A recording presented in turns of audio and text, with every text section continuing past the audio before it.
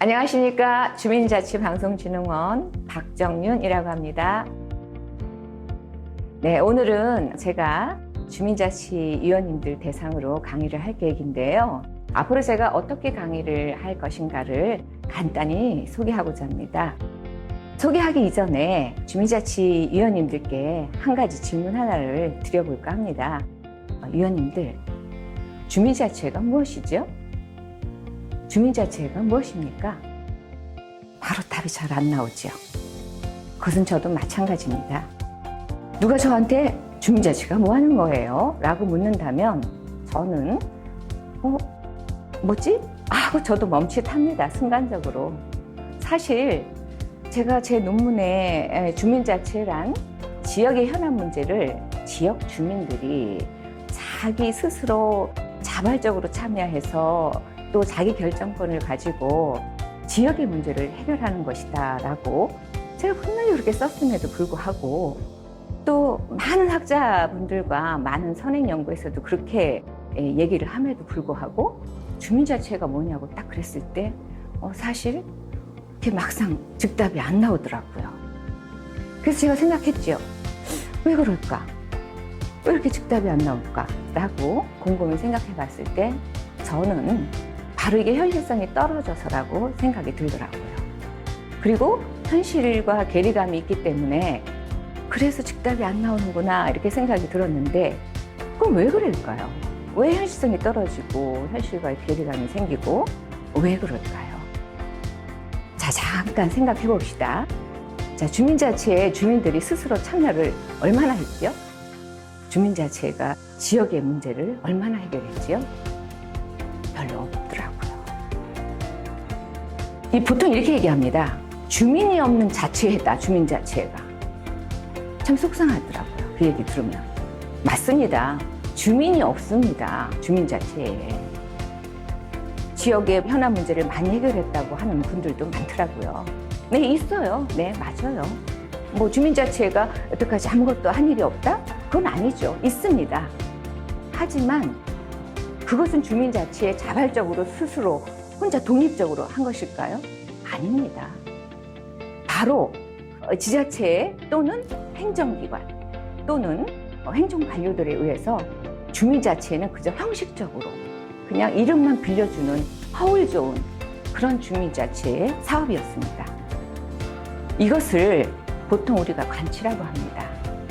주민자치회는 관치가 되어서는 안 됩니다. 자치가 되어야 됩니다. 주민자치 스스로 독립적으로 자발적으로 뭔가 주민들이 참여해서 스스로 자치가 되어야만 되는데 그게 안 되고 있어요. 왜 그럴까요? 주민자치위원회가 시작이 1999년도에 시작이 됐습니다. 그리고 2010년도에 행정체제 개편에 의한 특별법에 의해서 주민자치회가 설치 근거가 마련이 됐고요. 2013년도에 31개 읍면동에서 시범실시가 됐습니다. 그리고 제가 연구했을 때 2021년 6월 달을 기준으로 700개가 넘고 있습니다. 지금은 더 많아졌겠지요. 그런데 주민자치회가 이렇게 많은데도 불구하고 아직도 주민자치회는 시범실시. 왜 그러냐면 그것은 지방자치법에 근거하지 못했기 때문입니다. 2020년도에 지방자치법이 근 30년 만에 전부 개정안이 통과가 됐어요. 12월 달에. 그리고 분명히 주민자치회도 그 지방자치법 전부 개정안에 국회에 상정돼서 당연히 12월 달에 통과가 되리라고 기대를 했죠. 근데 다 통과가 됐는데 전부 개정안이 됐는데 주민자치회만 딱 빠졌습니다. 그래서 주민자치회가 독립적으로 자체적으로 실질적인 어떤 그 자치를 못하고 있는 것입니다. 그렇다 그러면 앞으로도 계속 이렇게 될까요? 아닙니다. 지금도 국회에 상정돼 있습니다. 저는 주민자치회가 지방자치법에 분명히 근거가 마련돼서 얼마 되지 않아 근거가 제정이 되리라 생각이 합니다. 그러면 우리가 주민자치회가 지방자치법에 근거해서 이제 독립적으로 자발적으로 정말 자치가 되려고 하는데 했다고 가정합시다. 그렇다 그러면 우리 주민자치위원님들은 거기에 맞춰서 어떤 역할을 해야 할까요? 저는 위원님들이 할 역할들이 너무 크다고 생각합니다. 하실 일들이 너무 많아요.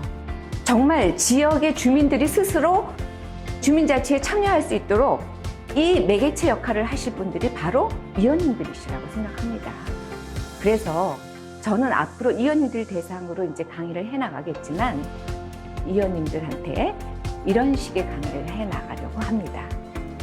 첫 번째는 제가 이제 좀 쓴소리를 할 독침 강의를 하려고 합니다. 독한 소리로 위원님들께 때로는 설득하고 때로는 쓴소리도 하고 그래서 정말 위원님들이 솔선수범하고 정말 전문성을 띠고 위원님들이 누구보다도 더 자부심을 갖고 주민자치의 위원이다라고 생각을 하게 되면 지역의 주민들은 자발적으로 참여하는 그런 계기가 되는 건 충분하다고 저는 생각하기 때문입니다. 두 번째는 제가 그렇지 강의 이것을 계획하고 있습니다. 그렇지 강의가 무엇이냐면 주민자치위원님들이 저보다 현장에서 더 많이 뛰시고 더 잘 알고 저보다 더 뛰어나시고 훌륭하십니다. 이 강의를 하면서 주민자치가 이것이었습니다 라고 말씀드렸듯이 그런 식의 얘기를 하다 보면 위원님들은 맞다 그렇지 그거였어 내가 깜빡했네 이렇게 생각을 할 것이기 때문에 앞으로 저는 그렇게 강의를 해 나가고자 합니다. 그래서 오늘은 간단하게 앞으로 제가 강의를 어떻게 할 것인지를 말씀드리기 위해서 이 자리에 섰고 이만 강의를 마치고 다음 강의에 위원님들과 함께 하기를 기대하겠습니다. 네, 감사합니다.